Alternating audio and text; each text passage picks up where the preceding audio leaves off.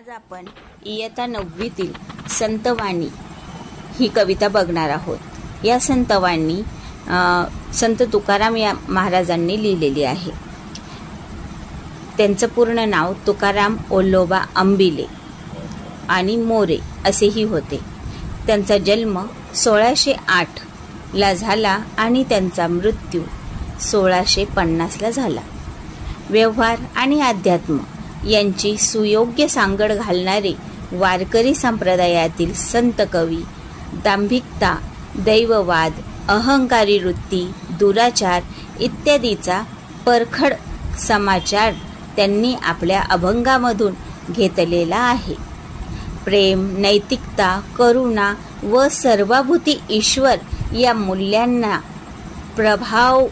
प्रमाणभूत मानून आपल्या प्रापंचिक जीवनाचा आदर्श ते अभंगातून मांडतात।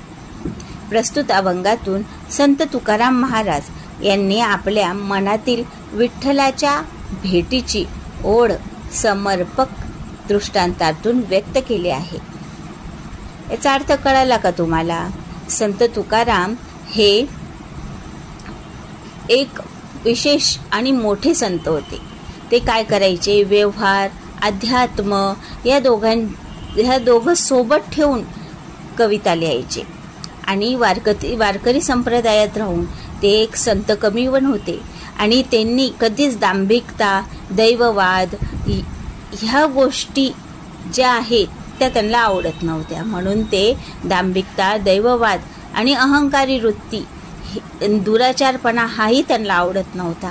म्हणून ते दांभिकता, दैववाद, अहंकारी वृत्ती, दुराचार इत्यादींचे ते काय करायचे? परखड समाचार म्हणजे त्याचा ते विरोध करायचे आणि त्याच्यासाठी ते काय करायचे? अभंग लिहायचे आणि ह्या भेटी लागी जीवा ह्या अभंगातही त्यांनी विठ्ठलाची त्यांच्या मनात खूप ओढ असायची। त्याच्यासाठी त्यांनी समर्पक अशा दृष्टांतातून हा अभंग लिहिलेला आहे। चला तर मग आता आपण बघू भेटी लागी जीवा या अभंगात संत तुकाराम महाराजांनी काय सांगितले आहे आणि तो कशा पद्धतीने त्यांनी मांडला आहे। भेटी लागी जीवा लागली से आस, पाहे रात्रंदिवस वाट तुझी, पौर्णिमेचा चंद्रमा चकोरा जीवन, तैसे माझे मन वाट पाहे, दिवाळीच्या मुळा लेकी आसावली, पाहतसे वाटुली पंढरीची। आता आपण या अभंगाचा अर्थ पाहू। भेटी लागी जीवा लागली से आस, याचा अर्थ असा होतो की मला पंढरपुराला जे विठ्ठल आहे, रुक्मिणी आहे, त्यांची भेट घेण्यासाठी आस लागलेली आहे आणि मी ही वाट रात्रंदिवस पाहत आहे। जसा पौर्णिमेचा चंद्रमा असतो ना, त्याला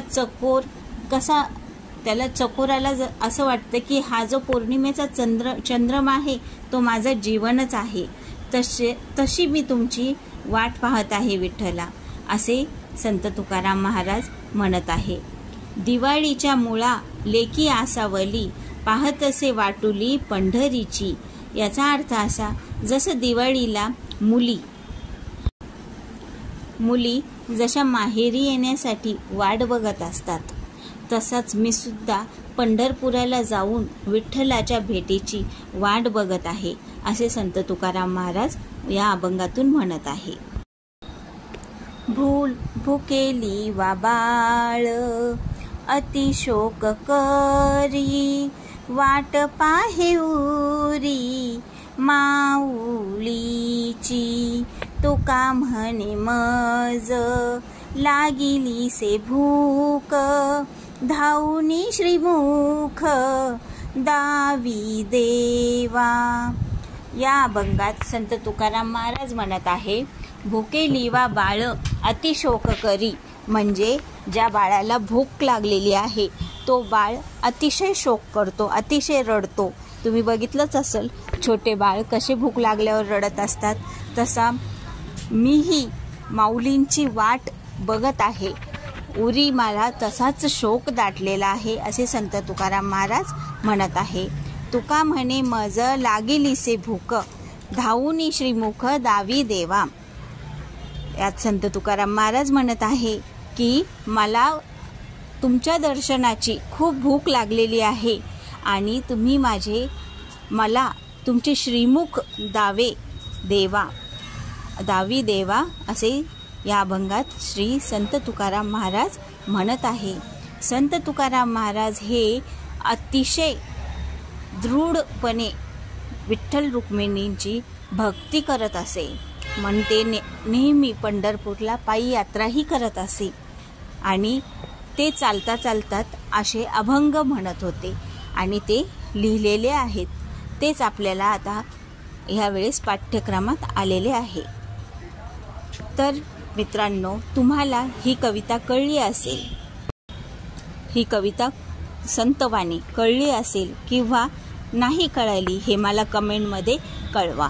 आणि जर तुम्हाला मी शिकवलेलं आवडलं असेल तर हे चॅनल लाईक आणि सबस्क्राईब आणि शेअर करा.